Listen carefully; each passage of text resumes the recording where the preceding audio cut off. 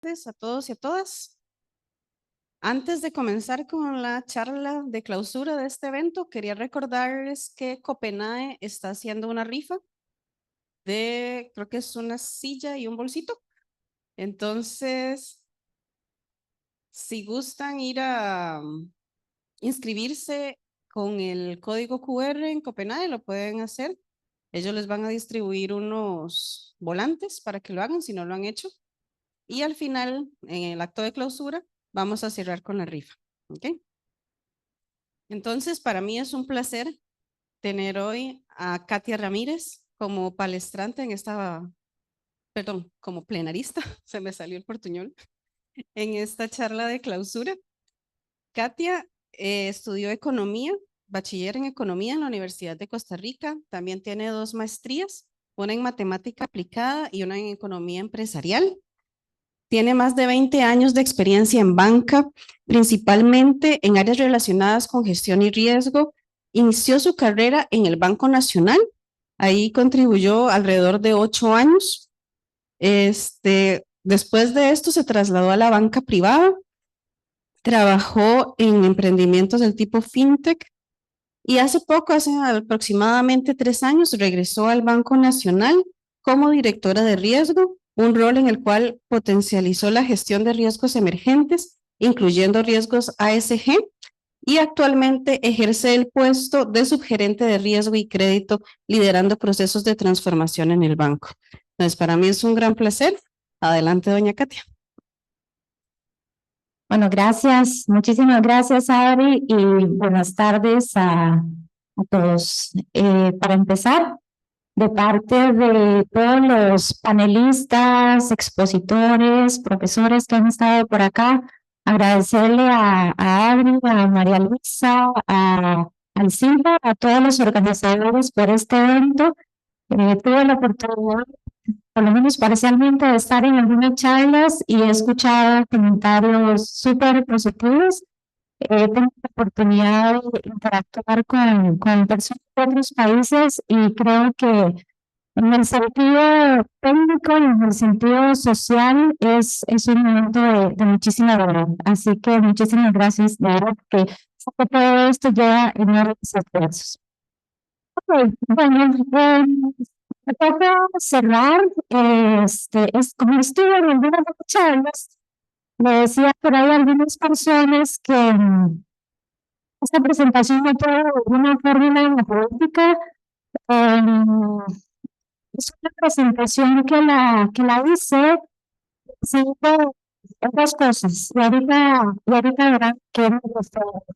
Pero uno de los objetivos principales que tengo cuando se me dio la oportunidad de dar esta charla es dejar las preguntas que respuestas. Así que vamos a ver si logro la oportunidad. Bueno, como dijo Adri, pues yo estaba con el sistema financiero en Ecuador. Tuve la oportunidad de poder conocer en el tiempo cómo todas estas tecnologías se han utilizado de una forma mucho más frecuente, mucho más extensiva. Eso es muy bueno, evento de temporada. Todos ustedes que están acá, ¿verdad? Porque eso significa verdad, ¿verdad? Y como economista, eso es verdad. Y ustedes, ¿verdad? Pues, bien, vamos a empezar con el primer lado de la moneda. Me gusta interpretar, pero es el otro lado de la moneda. Y en ese primer lado, ¿de qué se trata todo esto? Para traernos ese mundo complejo, ¿verdad? Ese mundo complejo de las personas. Porque recordemos que en la banca y en general, en los distintos negocios, lo que hacemos es interactuar con personas y lograr conocer a esas personas, lograr simplificar comportamientos humanos, preferencias, gustos, por ejemplo, para la banca, para poderlos conocer y traerlos a nivel de una fórmula, de un modelo. Pues es un poco lo que dice allí, ¿verdad? ¿Cómo vamos a hacer de todos ustedes que están acá, que tienen gustos y preferencias diferentes? ¿Cómo traemos a alguien, verdad? Esa organización, etcétera, donde yo puedo cambiar traen este modelo, al final, como quisiera poder ofrecerle algo. Entonces, al final, significa eso, ¿verdad? El uso de estos modelos es traer esa complejidad en la cual vivimos a un mundo quizás un poco más sencillo, aunque por detrás pueden haber modelos complejos. Por eso, esta es interesante porque me costó, por más sencilla y todo que pareciera, pero quizás por la experiencia que tengo, que ha sido mucho en las partes de riesgo, yo dije, la verdad es que me enamoré, no sé en qué estaba pensando, pero yo dije, pucha, había puesto el de risk management, ¿verdad? Y después no sabía qué más poner, ¿verdad? Y yo sé, pero ¿qué otras cosas en la banca se utilizan en modelos? Y bueno, puse esos dos que están ahí, que la verdad, al final es el risk management. Pero eso me lleva a entender, y insisto, esto me llama a entender que la banca es la gestión de riesgo. Lo que hace la banca es transformar tener riesgos. Y de una forma muy sencilla, lo que hacemos es tomar, ¿verdad?, el dinero de los depositantes y luego lo otorgamos a través de crédito. Eso suena súper sencillo. Pero detrás de eso hay complejidades enormes, ¿verdad? O sea, cómo se que resulta que el 70% de ese dinero que pueden sacar al día siguiente para otorgar préstamos de 30 años? Eso es una pregunta. Y la otra es, si se le otorga a gente que no me va a pagar, esos son los básicos en la banca. Por detrás hay otro montón de cosas, ¿verdad? Hay otro montón de cosas. Y si alguien hace un fraude, o si hicimos algo que me afecta la reputación, entonces, cuando estaba, como les decía, viendo esta parte, yo decía, al final, de pronto era únicamente ese columna, porque en banca eso es lo que hacemos. Y podemos hablar de un montón de riesgos, de ciberseguridad, riesgos operativos, riesgos de mercado, etcétera, pero están implícitos allí. Están implícitos en la gestión que hacemos en el día a día. Pero no me detengo mucho por acá. Por ejemplo, de lo que ustedes hacen, me refiero a ustedes como sector académico, ¿verdad? Como desarrolladores de proyectos. Tan solo dos ejemplos, el proyecto está relacionado con el trading, ¿verdad? Que esto es algo que ya tiene algunos años, ¿verdad? Y son esas compras y ventas de títulos. Antes una persona tenía que pensar, tenía que mirar la evolución de los gráficos, tenía que tomar incluso alguna decisión de qué hacer, o no. Hoy existen modelos, y lo más interesante es que no solamente existen modelos para decirte toda la onda, sino que incluso hay herramientas que ya las hacen solas. ¿Ok? Herramientas donde las mismas herramientas lo hacen, incluso sin intervención de una persona. Y otro ejemplo claro, no sé si han escuchado Malcolms, ¿han escuchado Malcolms? ¿Ok? Algunos han escuchado Malcolms. Es una verdad bastante utilizado de Malcolms, porque bueno, es precisamente bueno, se le llama una curva eficiente de inversión, ¿verdad? Donde a través de modelos matemáticos se determina, bueno, cuál es esa composición de portafolio que maximiza el rendimiento dado el riesgo. O al contrario, ¿verdad? Al contrario es cómo minimiza el riesgo dado el rendimiento. Estos son ejemplos, son los ejemplos de los muchísimos usos que se utilizan hoy por hoy. Dentro de este mismo lado de la moneda, que participa la moneda, y es los riesgos que hay implícito en todos estos desarrollos que les estoy comentando. Si me decía al inicio, el mundo está que cuando le traemos a una podríamos estar perdiendo información de ese control. Siempre la perdemos. El tema es qué tan relevante es esa información que nos estamos incluyendo.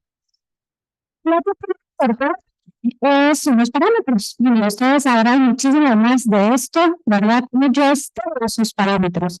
Hay una pregunta en los que trabajan un poco en esto, posiblemente me dan y es ¿cuánto es todo eso para los parámetros? Esa pregunta, ustedes que son matemáticos posiblemente le van a preguntar eso, y no se van a preguntar, en algún momento se van a preguntar, y yo no sé, ¿qué respuesta? Menos cuando hay una pandemia de por medio en la historia. ¿Cómo agarras ese momento histórico? Lo quitas, lo dejas, lo minimizas, donde las correlaciones de lo que sucedió durante la pandemia, correlaciones de la variables macroeconómicas con otras variables que ustedes pueden estar hablando, van totalmente contrarias a lo que la teoría dice. Entonces, en la parte de los parámetros, es un punto importante dentro del tema de ese modelo. Los cambios históricos, siempre estamos en constante cambio. La evolución cambia, la tecnología podemos hacer lo más rápido posible. Eso fue tomar en cuenta, ¿para qué? Para yo confiar en los modelos. Eso es súper importante. Si yo no confío en el modelo, no lo voy a usar. Bueno, eso es hablando de modelos en general. Ahora quería comentarles un poco del tema de inteligencia artificial. Ahí puse un par de definiciones. La primera es de Ivan y quisiera rescatar las palabras que se indican en esa definición. Sí, permite que las computadoras y los aparatos digitales aprendan, lean, escriban, hablen, vean, crean, analicen y hagan recomendaciones.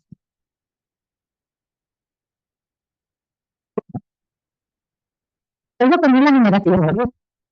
¿Qué dice la generativa? Dice que es una inteligencia artificial que puede crear nuevo contenido, ideas, incluyendo conversaciones, historias, imágenes, videos, etc.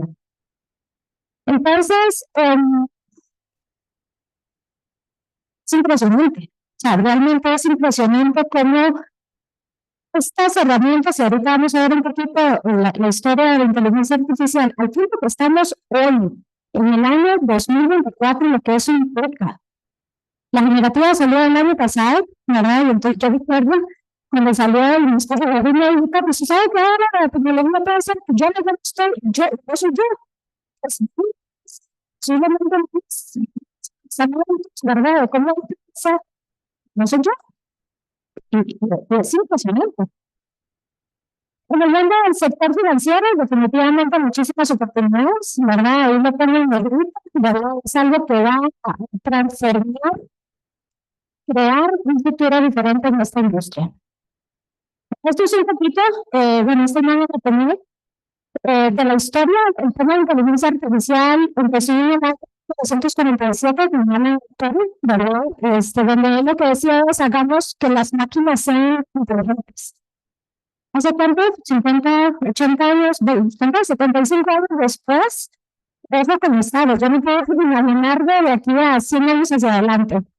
Y bueno, no voy a entrar en detalle, pero cosas sucedieron, ¿verdad? Cosas sucedieron en el año 50, en el año 66, con Elisa, el chatbot Elisa, tenemos luego a IBM, no sé si recuerdo, ¿verdad? Este juego de Jeopardy, ¿verdad? Que logró ese juego, el juego de AlphaGo, ¿verdad? También. Bueno, lo más reciente, que eso lo escuchamos, lo vemos y casi que lo consumimos, es el tema de ChatGPT. Ok. Luego viene la pregunta, bueno, ¿cuál es el potencial de todas estas tecnologías del sector financiero? McKinsey le preguntó, lo estudió. Entonces, lo que dice McKinsey, y lo dice en el título, es que puede generar un potencial de entre 200 billones y 340 billones. Bueno, está en inglés. ¿En qué segmentos? Pero las barritas más largas están en corporate banking, retail banking y están legal. Ahí es donde se determina que está el mayor potencial. Pero eso no es lo más interesante. Lo más interesante es ver los colores. ¿Cuál es el color más grande que tenemos allí? El celestito, ¿verdad? El celestito claro. que dice que eso es inteligencia artificial tradicional bueno, sí, ese es el celestito, y Analytics. ¿Ok?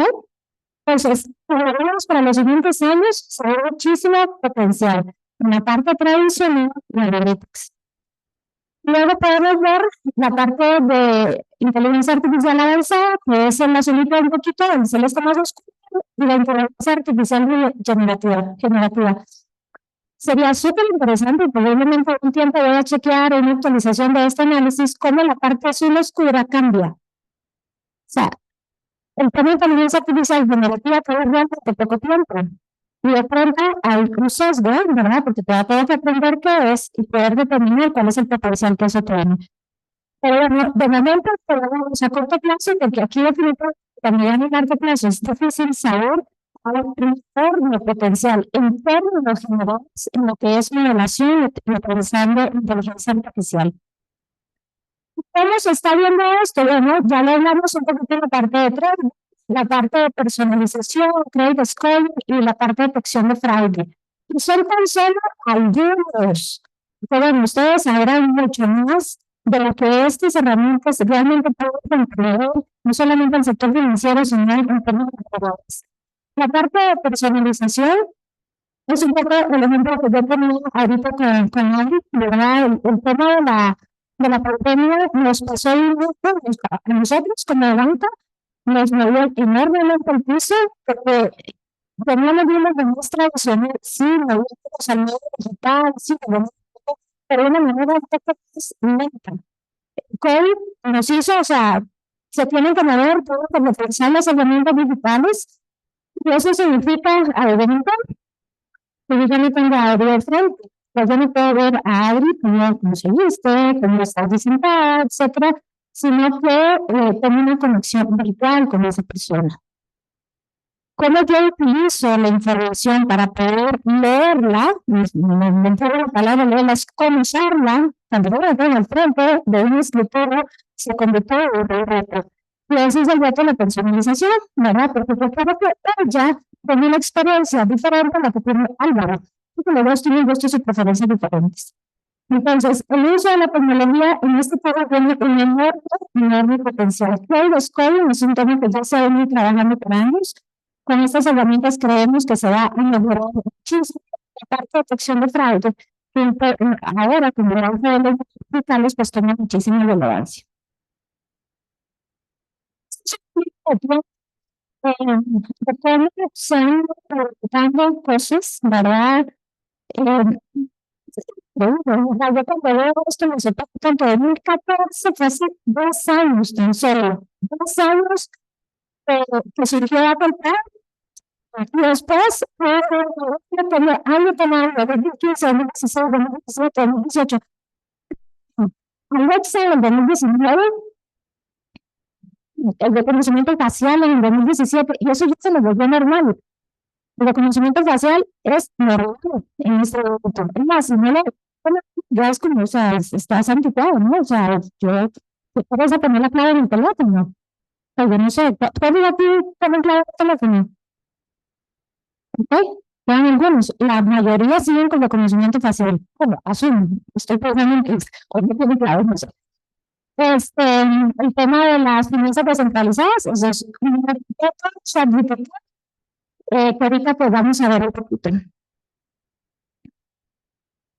Algunos casos, nuevamente, ahora en el chat anterior comentaba el caso de JP Morgan, ¿verdad? Que ha utilizado este tipo de herramientas para hacer lectura de documentos legales y el impacto es súper positivo en términos de eficiencia. O sea, nuevamente, ¿cómo empezó el uso de estas tecnologías?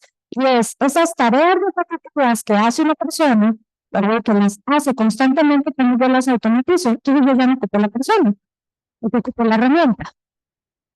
Y posteriormente hacer uso de esa información.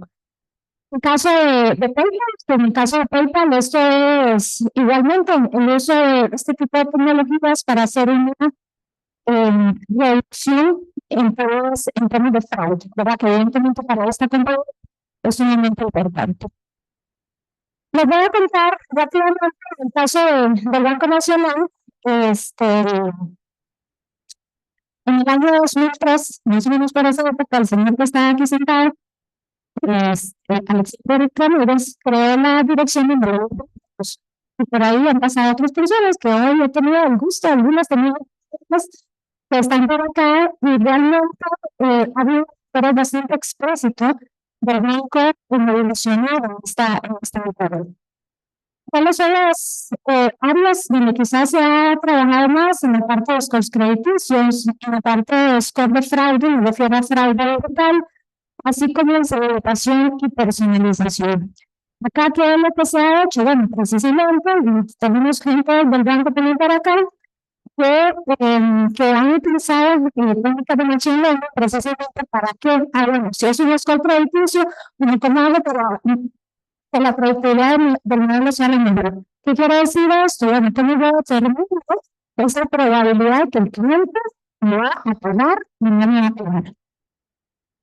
En el caso del score de fraude es muy interesante. El score de fraude lo que dice es esta cuenta de ahorro, esta cuenta corriente, cuál es la probabilidad de que haya un fraude. Y en el caso de segmentación y personalización, lo que es a pesar de que siempre he estado con el programa, pero es lo que les decía ahora, ¿verdad? Cómo yo maximizo la probabilidad de que X persona se sienta satisfecha con los servicios que yo le estoy dando, porque la conozco, porque yo sé que Katia paga tres hijos y que Katia gasta en supermercados y en lo que no gasta. ¿Para qué? Para que cuando me ofrezcan a mí algo, me lo ofrezcan basado en mis gustos y preferencias, porque si no me hacen perder el tiempo. Y aunado a esto, el tema de los modelos se vuelve súper relevante. Entre más pues tenemos que tener más cuidado en esas herramientas que estamos utilizando. Entonces, allí se ha creado un marco de gestión de gobierno precisamente porque hay riesgos, ¿verdad? O sea, de pronto queremos minimizar un riesgo operativo a través de un modelo, pero luego tiene sus propios riesgos. Ya los riesgos, bueno, principalmente interpretabilidad. Ahora que mencionaba en mi charla anterior, teníamos a un muchacho de KPMG que dice que cuando llegan a revisar los tienen que empoderarlos. Y yo decía, wow, en este momento posiblemente no se en esa futuro, no sé si hay la misma respuesta, porque eso es un poco precisamente con inteligencia artificial, ¿verdad? Lo que llaman las cajas negras, etcétera, del tema de la interpretabilidad. Que puede haber sesgo por un tema que acá puede tener discusión que no va a entrar, por ejemplo, puede ser algo por género, la selección de parámetros, que tanto los recalibro, los datos que estoy utilizando, ¿verdad? La famosa frase Kardashian de Result, que son datos que se tienen que poner en consideración.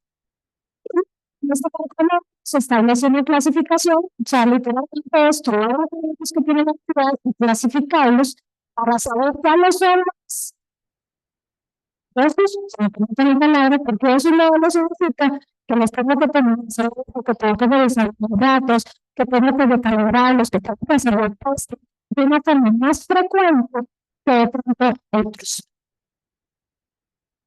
Y bueno, ahí un tema adicional es el tema de los datos, ¿verdad? Entonces, bueno, posiblemente han escuchado un poco en mis noticias que el banco creó el centro de datos, ¿verdad? Aquí a nivel de Centroamérica es 100% sostenible, eso está en todo. Esto es importante porque los datos son sumamente relevantes en ellos. Entonces, cuando uno mira este tipo de desarrollos, esta parte inicial de los datos, siempre hay que tener especial cuidado. Como siempre, como ya saben, esperemos llegar a riesgo, entonces uno va para acá y después tiene que estar para el otro lado, ¿verdad? Bueno, ¿qué significa esto? ¿Verdad? ¿Qué significa desarrollo y la implementación? Aquí hay bastantes temas que están sobre la mesa y algunos de esos incluso con preguntas, ¿verdad? Porque las respuestas, creo que no hay respuestas únicas en este momento y están más en desarrollo, en debates, en conversaciones, a nivel, por ejemplo, de desarrollo de proyectos de ley, por ejemplo, relacionados con seguridad de la información. Ese es un aspecto. El tema de los ataques, ¿verdad? Tuvimos ya casos clarísimos a nivel del país, lamentables, donde tuvimos afectaciones importantes.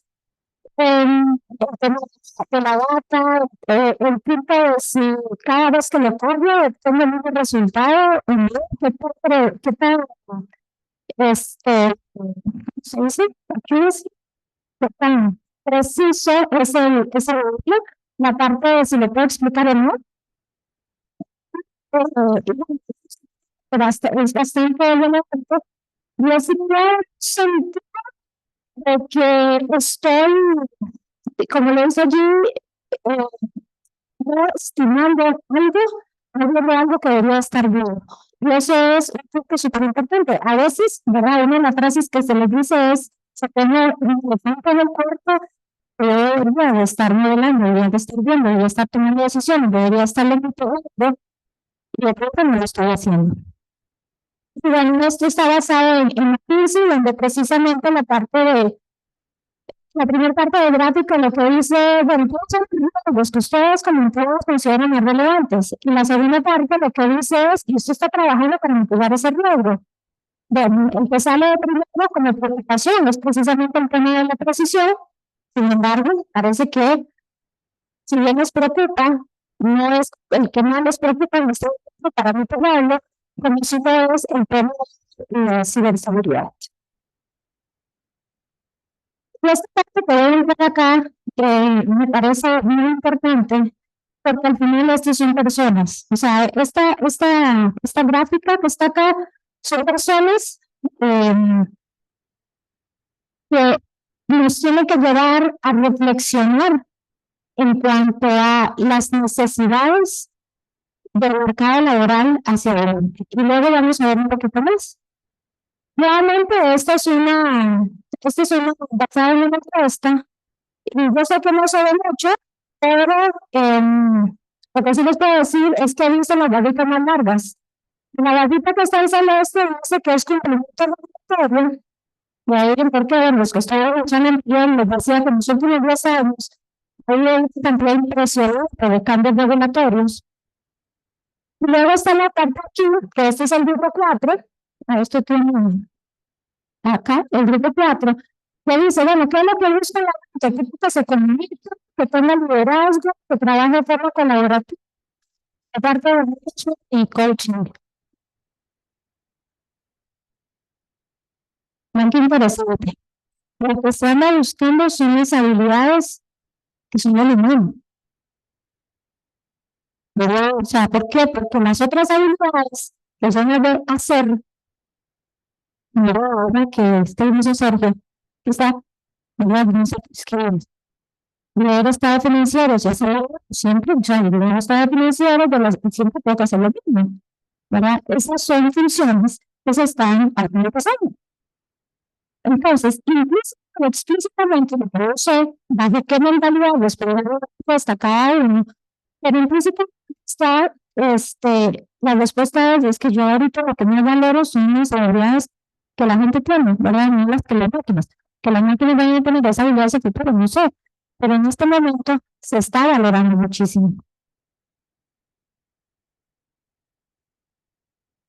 Bueno, igualmente acá se ve poco, pero este es un informe súper interesante del Foro Económico Mundial, donde lo que dice es, bueno, acá lo que hicieron fue tomar un poco, lo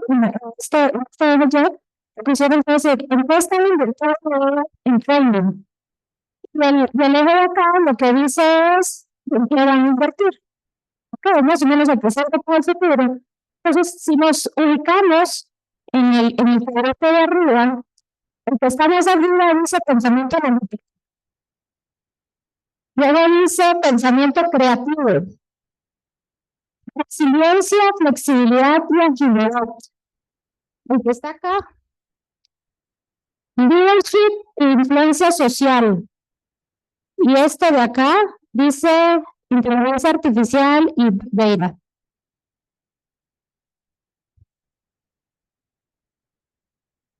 Me parece súper, súper interesante. Y lo digo por nosotros como parte del mercado laboral, Lo digo por nuestros hermanos, lo digo por nuestros hijos, lo digo por nuestros primos.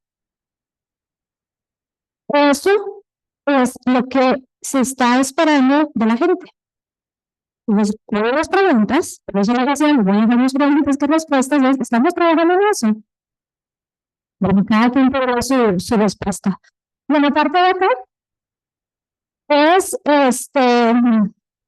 luego ya igualmente es la opción de tecnología relacionada con AI, ¿verdad? Por parte de las empresas, y en el X es igualmente la parte de training. Entonces, en esta vez, vas a invertir en tecnología, y aquí es, y vas a invertir en capacitación, en los skills de la gente, en qué áreas. Y las áreas que tenemos acá están áreas de seguros, servicios financieros, educación, información y servicios tecnológicos. Entonces, ¿qué significan estos dos gráficos? El primero es las capacidades de la gente que se ocupan, con base en la encuesta. Y la segunda es dónde va a estar el trabajo.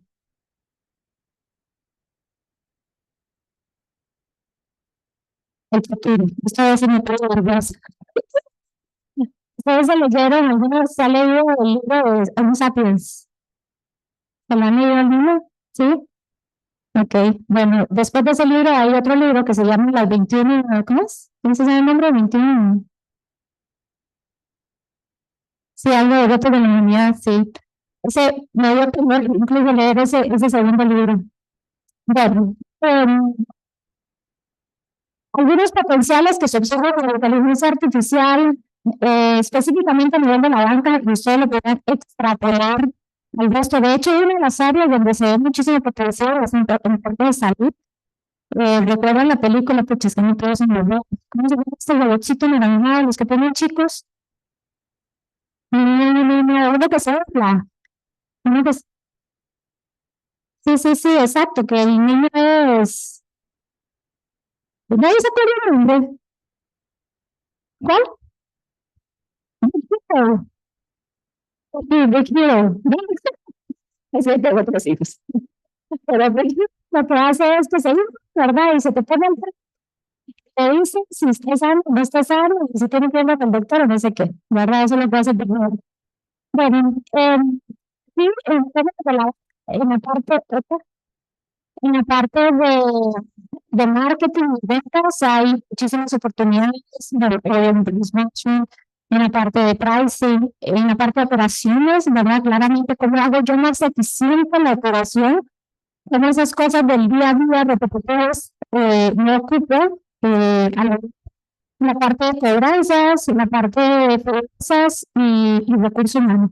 Ahí no voy a entrar en detalle, ya, si gustan de la presentación, igual, pues acá hay bastante literatura al respecto.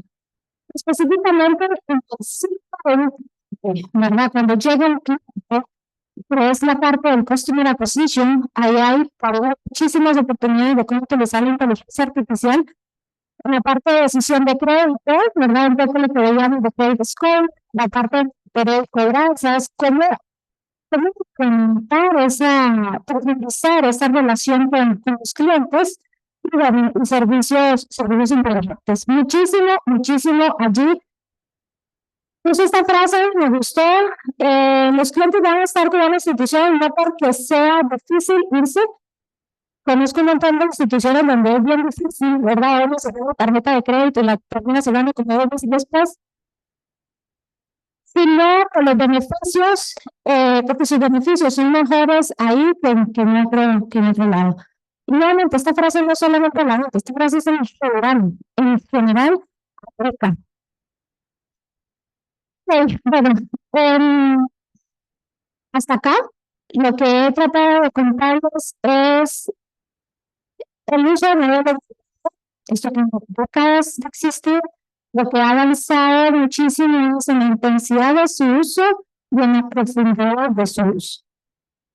Y eso ha llevado a cambios importantes en el sector laboral, a cambios en los skills que se requieren de las personas, y así como una identificación muy clara de cuáles son esos sectores que van a estar demandando por este tipo de personas. Pero hay otro mundo, y ese otro mundo, que es el otro lado de la moneda, que a mí me parece eh, fascinante. Entonces, empiezo con ese, ahí me pedí, esa foto es, la primera vez son mis hermanos, esta de acá, así se veía antes, ahora se ve así, antes y después, acá estoy yo. Y bueno, esa foto se me dio cantidad de años que tengo. Estos son mis hijos, bueno, mi esposo, Luis Alejandro, Dani, Yamanda. Y tengo las fotos porque, wow, la diferencia en la educación, en cómo nos hemos criado, en lo que hacemos cuando llegamos de la escuela, en la compra de cuadernos, ya no se compran cuadernos, ahora que comprar tablets en las escuelas, ¿verdad? Entonces, o sea, me han pasado muchos años, ¿verdad? O sea, no somos tan viejos. No somos tan viejos los que estamos acá, es tan solo una relación de cómo la forma de crianza de hace algunos, no sé, 30 años ha cambiado tan radicalmente de lo que hoy pues, nuestros hijos, sobrinos, lo que sea, ¿verdad? Pero más allá de eso, es cómo queremos que ellos se vean impactados con esta revolución tecnológica. Y bueno, hay pues algunos debates acerca de la inteligencia artificial y para variar, yo diciendo la palabra riesgos, ¿cuáles son los riesgos de corto y largo plazo? ¿Cómo se afectará el desempleo? ¿La afectación será dispareja o no? ¿Se verán los sistemas económicos y las democracias afectadas? Veía un video entre un historiador, el que escribió Sapiens, y un creador de tecnología de inteligencia artificial. Y bueno, entonces, me llamó muchísimo la atención y se los comparto por si no lo han escuchado. Lo que decía es, la democracia se basa en conversaciones. Las conversaciones se basan en confianza. Cuando se rompe la confianza, se rompen las conversaciones y ponemos en cuestionamiento la democracia. ¿Por qué se cuestiona la confianza en las conversaciones con la inteligencia artificial? Porque yo no sé con quién estoy hablando. No sé si estoy hablando con una, o estoy hablando con, no sé, con una máquina, ¿verdad? El otro día una compañera del banco me da mucha risa porque le pedí que le generó un código. Entonces, alguien me escuchó, me daba todas las gracias, yo hasta que quería abrazarla, ¿verdad? Y yo decía, wow, ¿verdad? El nivel de conexión que una persona puede generar, por ejemplo, con este tipo de herramientas. ¿Qué significa la economía de la inteligencia artificial? Yo creo, esto en particular, yo creo que va a ser uno de los grandes discutidos en los siguientes años, y principalmente por el tema de la inteligencia artificial generativa. Recordemos que la diferencia entre la primera, que puede hacer un montón de cosas, pero la segunda puede ser algo que la primera no hace, que es crear nuevas cosas, crear audios, crear imágenes. ¿No? Entonces, el historiador decía que si esa autonomía que ahora no existe, pero direccionalmente parece que hacia ahí vamos, si esa autonomía se da, es el fin de la historia del humano como centro de la historia del humano, ¿verdad? Y va a haber alguien más, que es este tipo de tecnología, que serían autónomos. ¿Ya quiere regulación y control de la inteligencia artificial? Eso es una gran pregunta. Y afectará la confianza en la comunicación, que es un poco lo que estaba mencionando anteriormente. Las respuestas de esto están en debate. Yo se las dejo, ojalá puedan reflexionar, porque yo creo que al final es un poquito lo que voy a mencionar ahora, desde el punto de vista de la academia, es algo que se debería promover. Promover me refiero a generar los espacios de conversación al respecto. Es interesante este tema, no sé si lo sabían, pero resulta que en el 2014 todos estos temas de machine learning eran ideados por ustedes. Pero resulta que en el 2022 habían 32 modelos generados por la industria versus 3 modelos generados por la academia. Acá pasó una noticia que me encontró. Acá esto es un paper. Y acá una imagen. Es que es tan interesante. El anaranjadito claro es la academia. Anaranjadito. O sea, la academia parece liderar los inicios de la creación de este tipo de tecnologías. Pero ¿qué pasa después? Conforme el anaranjadito se va haciendo más anaranjado, más oscuro, es porque ya la industria, el segundo es en colaboración académica con la industria, y el anaranjadito este es la industria sola. Sí me siguen. La academia innova y después la industria aprovecha eso, primero el mensaje que yo estoy recibiendo, la industria aprovecha eso para lo que sea que lo están utilizando. Yo aquí mi pregunta es, ¿queremos que esto siga así? No sé. Las publicaciones, esto sale de un reporte que se grabó de inteligencia artificial, de la misma. Las publicaciones están dominadas por el sector de la educación, súper, o sea, lideradas. Acá la separación es por país, entre China, Europa, Estados Unidos, pero o sea, es evidente, así que versus, por ejemplo, la industria. Y acá lo que podemos ver es el top de instituciones que ponen las publicaciones. Y no en los precios, pero casi todos son chinos. Entonces, vean qué interesante. Interesante porque lo que es de publicaciones, sí, la parte de acá sigue teniendo una predominancia súper importante. El empleo. Este gráfico de acá, lo que dice es, esos nuevos de inteligencia artificial, ¿dónde se colocan? ¿Y cuál es la que más crece? La parte celeste, que es la parte de la industria. La parte de la academia es la parte gris. Bueno, dos cosas. Uno, vean el incremento. Esto es 2016. El 2016 al 2021. Incremento súper importante.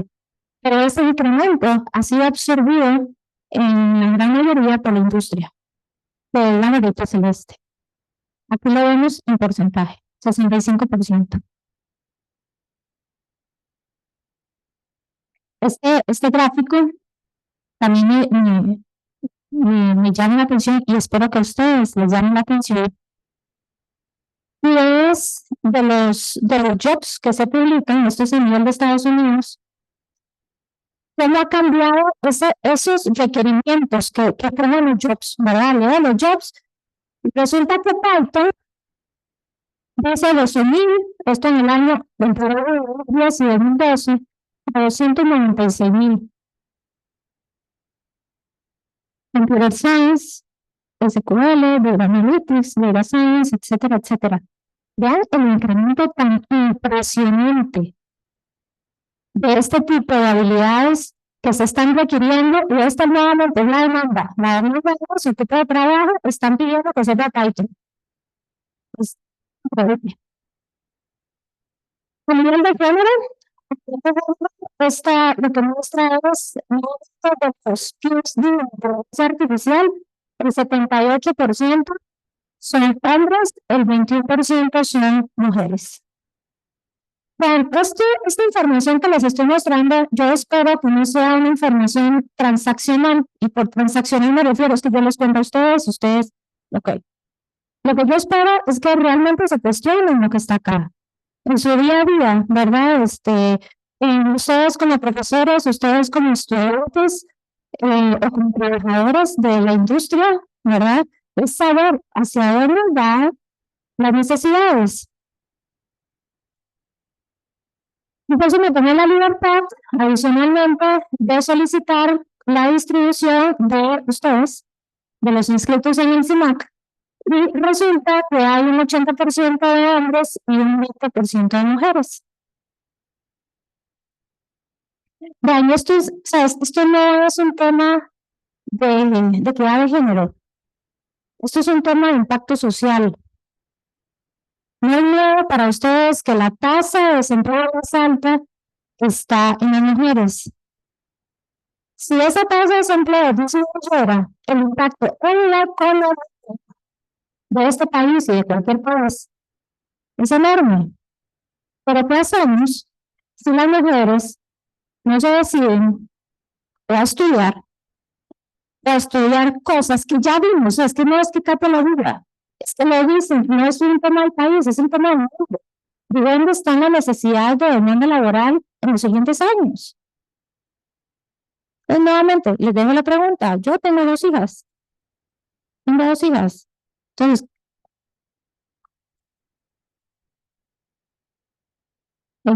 bueno, y como reflexiones finales, y bueno, esto se la dejo y abierto evidentemente a cualquier comentario.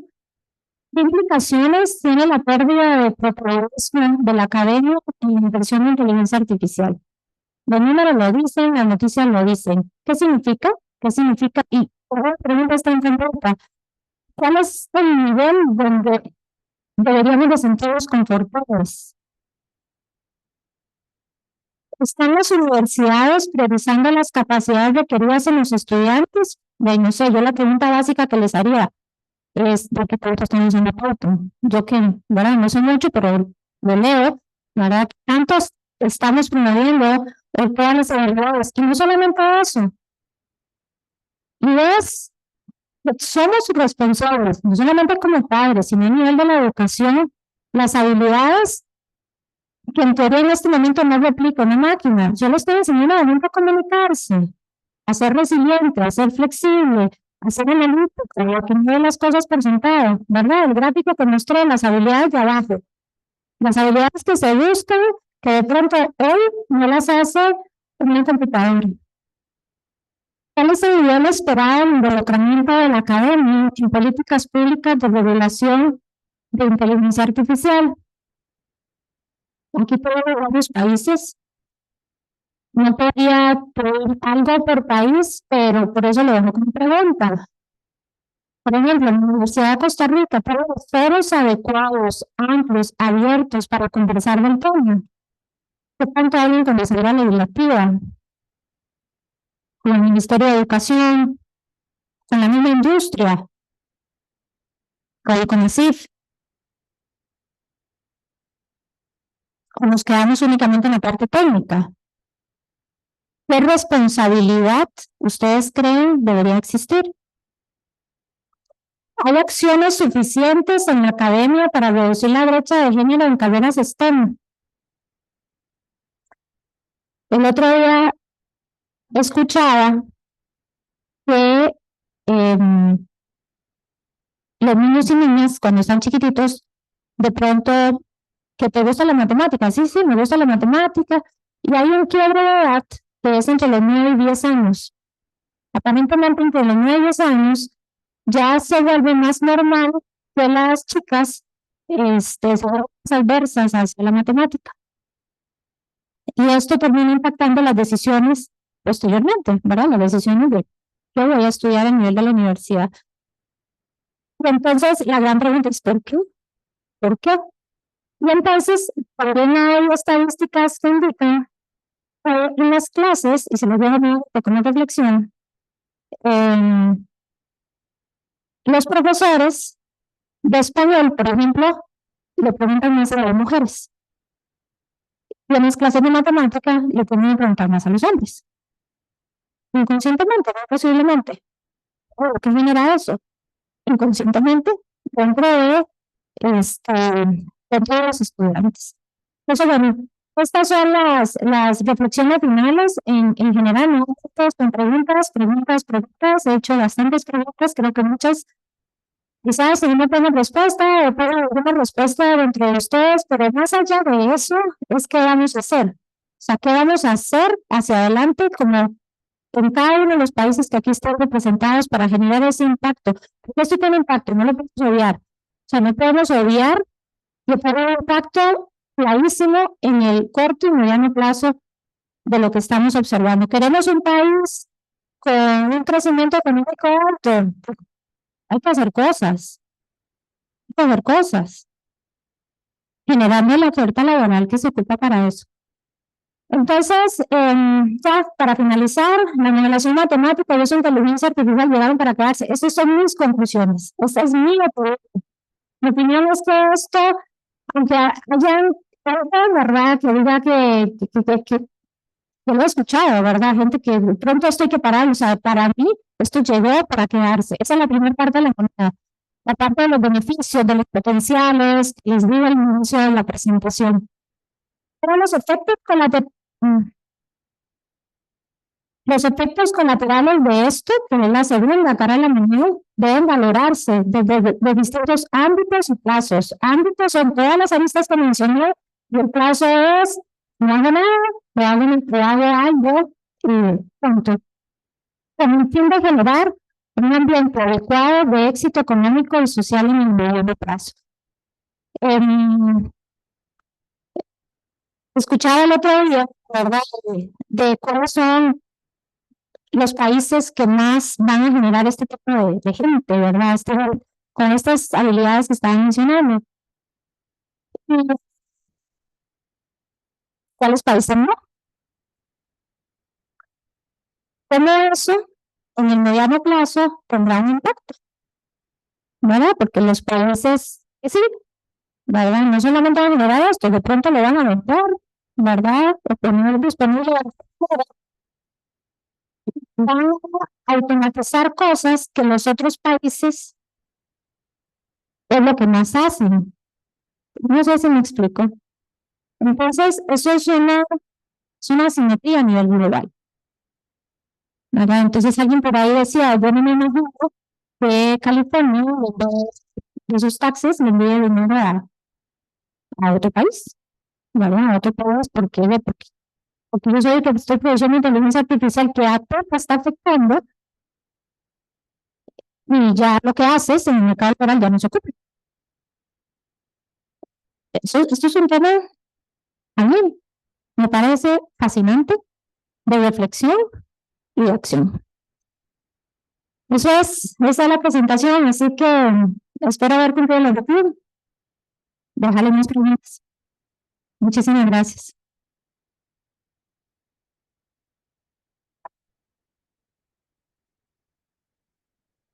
Muchas gracias, Katia. ¿Alguna? Ok, no me dejaron ni siquiera hablar.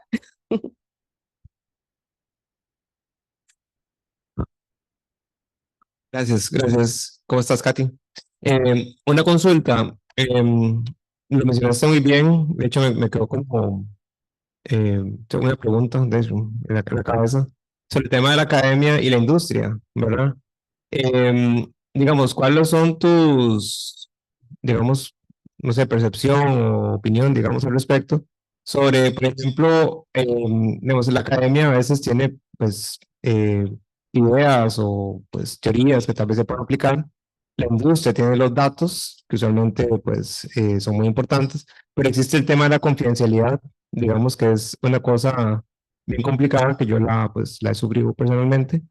Digamos, ¿cuál es como tu percepción sobre eso, digamos, como para crear un vínculo más estrecho dentro de la industria y la academia, de modo que inclusive podría existir, obviamente preservando la confidencialidad, pero que existan publicaciones científicas que se puedan hacer, digamos, por ejemplo, para motivar a los científicos, los académicos a que publiquen más directamente con la industria, ¿verdad? Tal vez.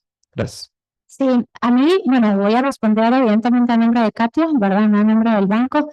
Pero a mí eso sí me parece totalmente viable. Ustedes saben, los que viven en Costa Rica, que el tema de datos, ¿verdad? En este momento está en alto cuestionamiento por algunas solicitudes que han habido de parte de algunas entidades, y la respuesta ha sido muy clara, y es anonimizar. Entonces, a mí me parece que la respuesta es que sí es viable, tomando en cuenta esas restricciones, ¿verdad? Legales y de seguridad de la información que se tienen que tomar. Pero me encantaría. Entonces, el Banco Nacional trabaja con la UCR, ¿verdad? Con la Escuela de Matemática, nos apoya. Pero, por ejemplo, esto que me dices me lleva a pensar que hay muchísimo más que podemos hacer de lo que hoy se hace. ¿Alguna otra pregunta?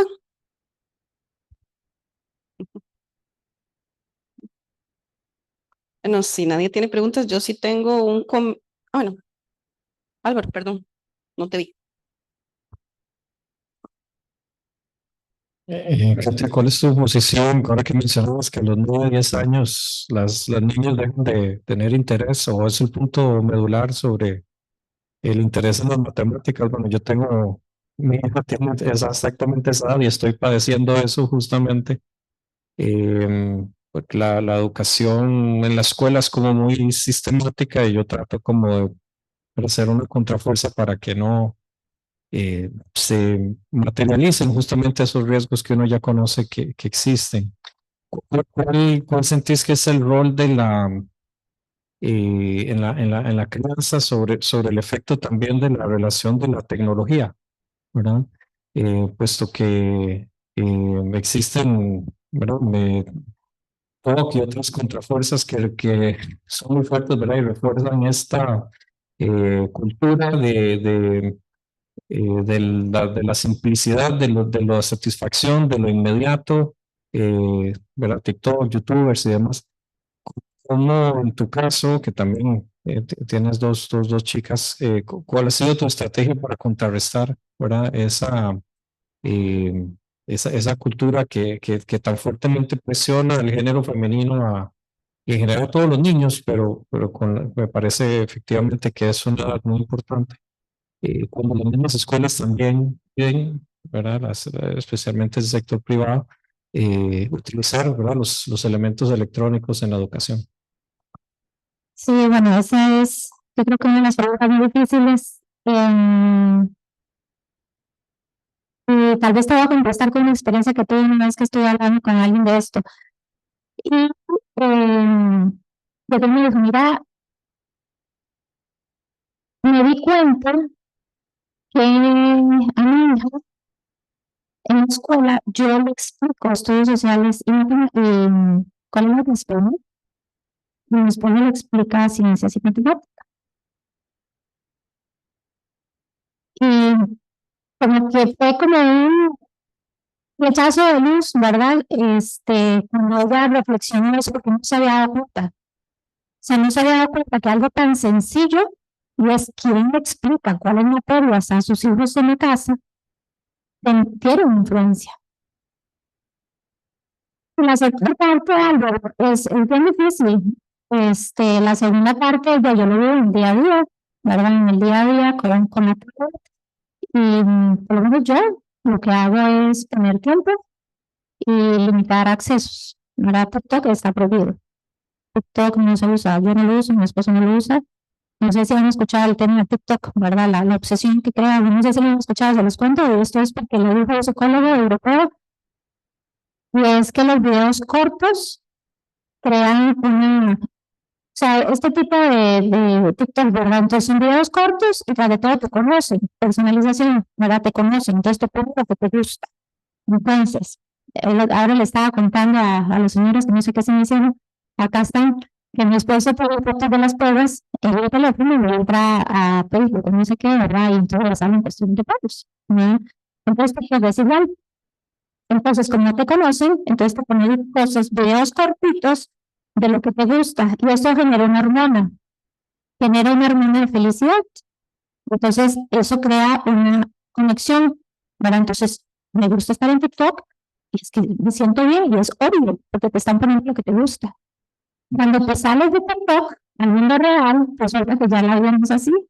La vida no es solo lo que te gusta, tiene muchas cosas y eso crea depresión y eso ya se está viendo.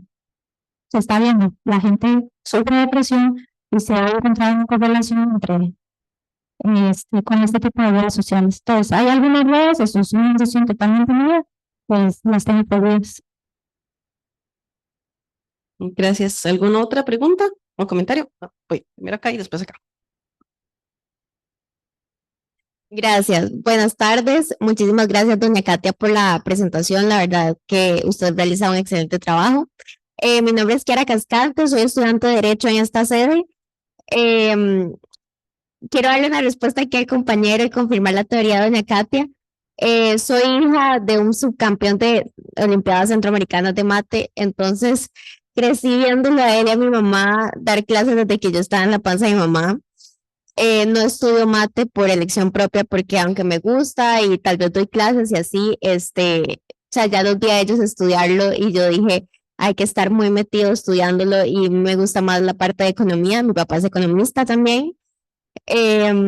Entonces, ¿cómo rompemos esa brecha? Con el ejemplo. O sea, con el ejemplo, yo la verdad crecí viendo a mis papás de dar las clases, trabajar en investigación matemática pura, matemática aplicada. Y entonces, sí, a mí me encanta. Clasifiqué en 3 ocasiones a la Feria Nacional de Ciencia y Tecnología con proyectos justo relacionados a eso. Estoy aquí gracias a doña María Luisa que me dio el espacio, porque tiene una hija espectacular, María José. Y bueno, ahorita en este momento yo soy la coordinadora de proyectos de un programa que no sé si lo han visto en el tele, que se llama Ella es Astronauta, que tenemos con la NASA. Entonces, de hecho, estamos buscando aliados si alguien quiere colaborar. También estoy en el equipo organizador del NASA Space Up Challenge, que va a ser este año, bueno, todos los años se hace en Costa Rica, que es la competencia global de la NASA para emprendedores jóvenes. Y la verdad que solo con el ejemplo, este tema que doña Katia menciona de la edad que tienen las niñas cuando se deciden si estudiar STEM o no, es súper importante, porque en mi caso, mi abuelo estaba estudiando en el TEC de Ingeniería Eléctrica, no terminó, pero siempre se ha dedicado al sector privado de Ingeniería Eléctrica. Y sí, mi abuela es la que me explicaba como mate básica, español, sociales, y mi abuelo, que yo le digo papá, me explicaba ciencias, ingeniería, toda esta parte. Entonces, eso influye un montón y de hecho nosotras en el programa de Ella es Astronauta las agarramos desde los 11 años hasta que ya entran a trabajar, justamente porque hay que estar ahí empujando el hecho de que ellas sigan estas carreras, que puedan estudiar y que puedan desarrollarse en estos ámbitos. Entonces, no sé, ahí creo que está la respuesta. Gracias.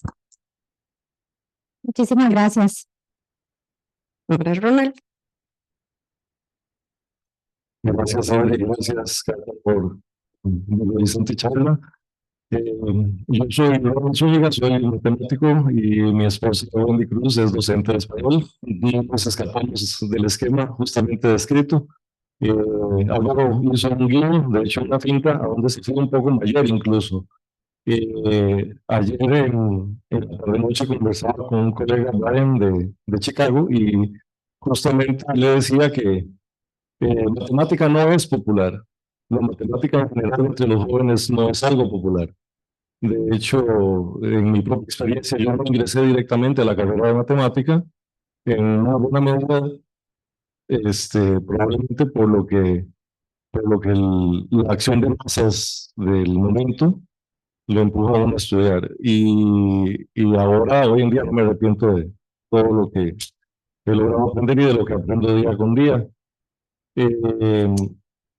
Brian me comentaba que igual que acá, tanto en Chicago como ahora en California, que es donde él tiene el tenure track, la mate tampoco es popular.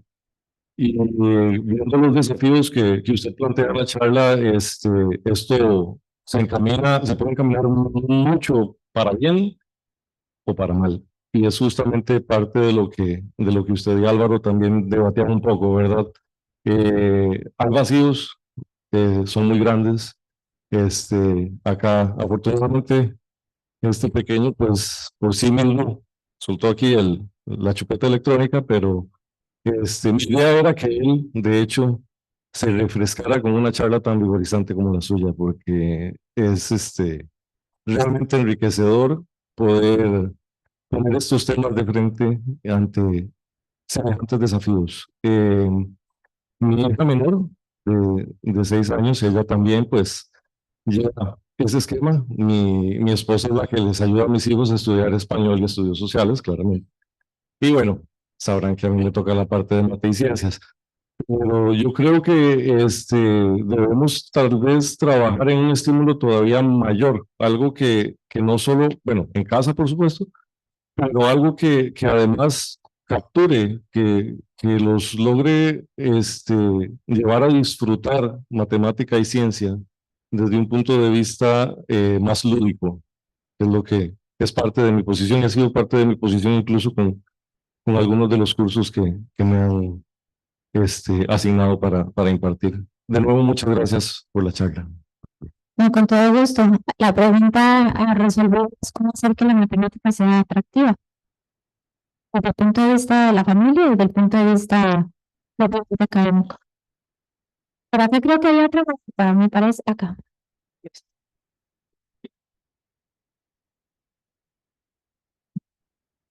Sí, usted mencionó que durante la pandemia hubo como retos o dificultades por el cambio de interacción presencial y virtual. Me gustaría entender o si puede especificar un poco qué son esos retos o dificultades o qué diferencia hay entre interactuar persona con persona que pantalla con pantalla. Ujú. Y que de pronto no es pantalla con pantalla, ¿verdad? De pronto o sea, no es face to face, quiero decir, ¿verdad? Sino es una conexión donde de pronto no la veo, ¿verdad? Porque entra al canal digital, hace sus transacciones y sale, ¿ok? Pero bueno, esos retos, bueno, la verdad es que fueron enormes. O sea, yo puedo contarles que cuando fue la primera decisión que hubo que tomar es teletrabajo, ¿verdad? Era un problema. Si bien el Banco Nacional ya lo poco, yo sé instituciones donde fue totalmente respecto, ¿verdad?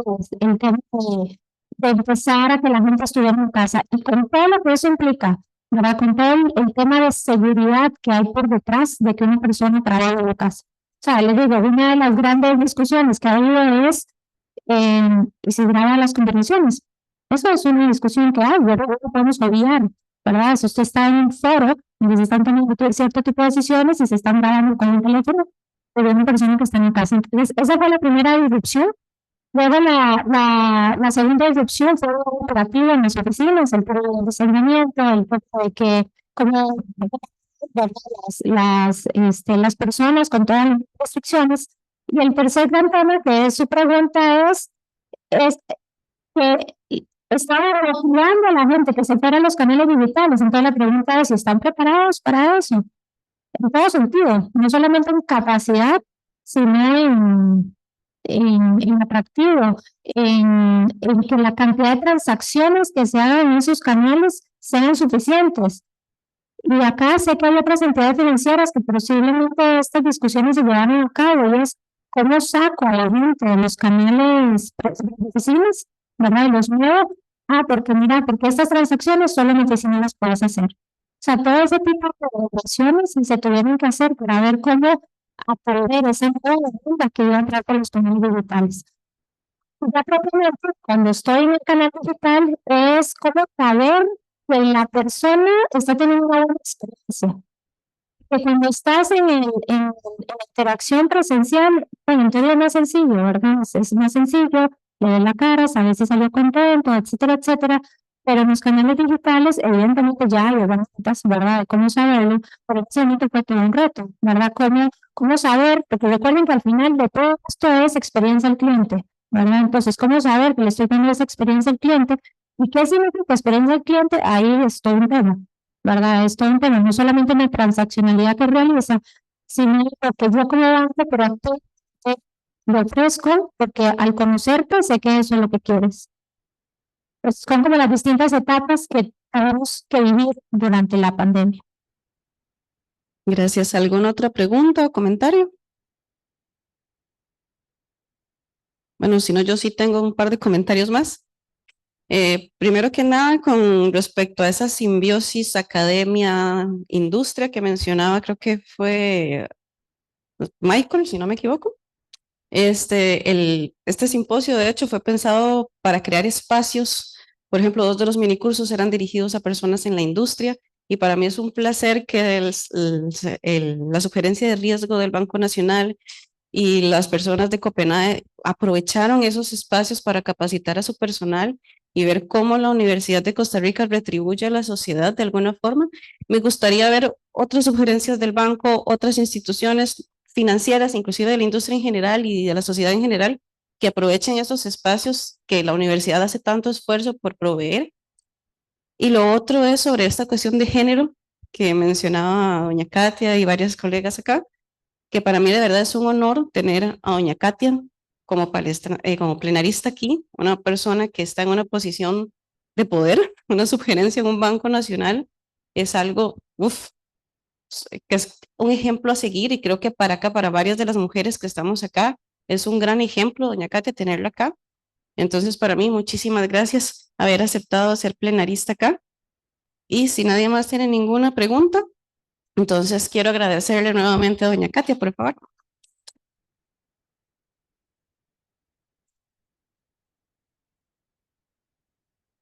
Y ahora nada más, no se me vayan porque vamos a hacer una pequeña clausura muy rápida.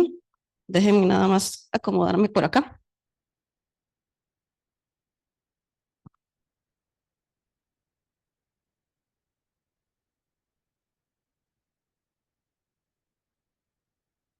Tal vez, Felipe, si nada, quitas la presentación, por favor.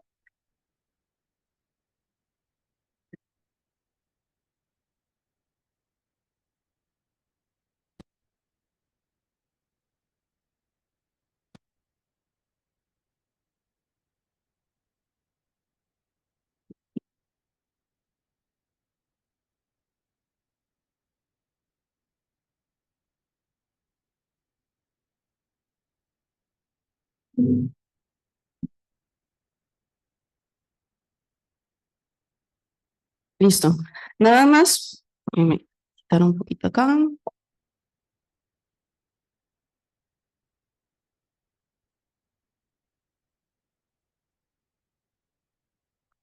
Ok.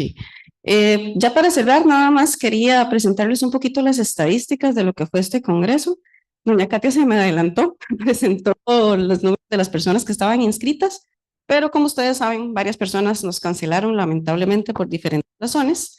Y al final tuvimos una participación de 96 personas de 16 países. Eso entre personas charlistas, expositoras y personas oyentes. Entonces, por ejemplo, tuvimos 70 personas que expusieron acá. Y bueno, como mencionaba doña Katia, lamentablemente de esos participantes en general, de esas 96 personas, solo 19 fueron mujeres. Pero algo que me gustaría rescatar es que esta fue la primera edición del CIMAC, donde se hizo una mesa redonda de mujeres en matemáticas. Y éramos 5 gatos, pero es un avance. Y nos enorgullece decir que 4 de las personas plenaristas, 3 de ellas fueron mujeres, y mujeres con gran calidad en finanzas, en academia, en matemática pura.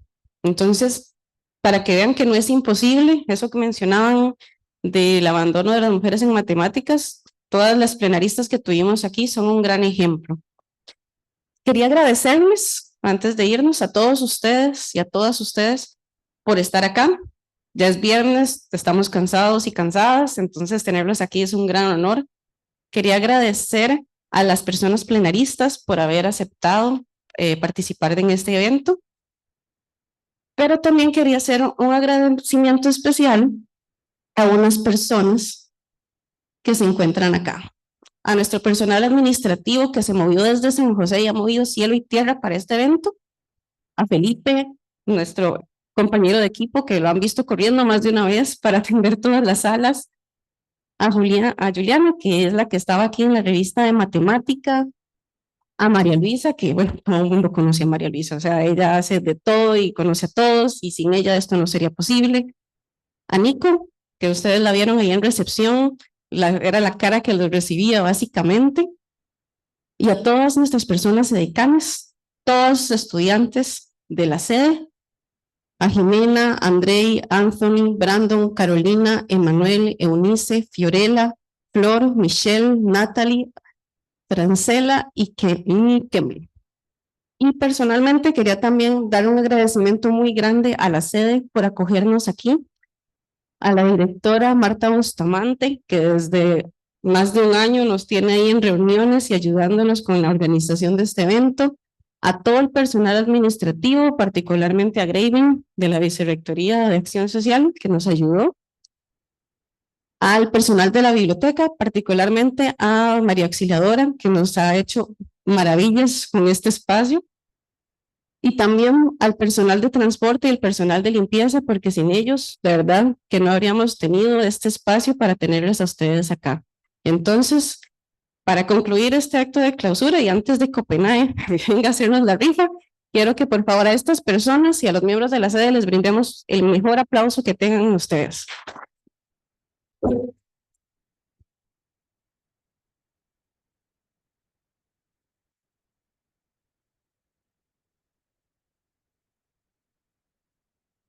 Bueno, y ya para concluir con un poco de alegría final, si los colegas de Copenhague vienen acá a decirnos quién se ganó el premio.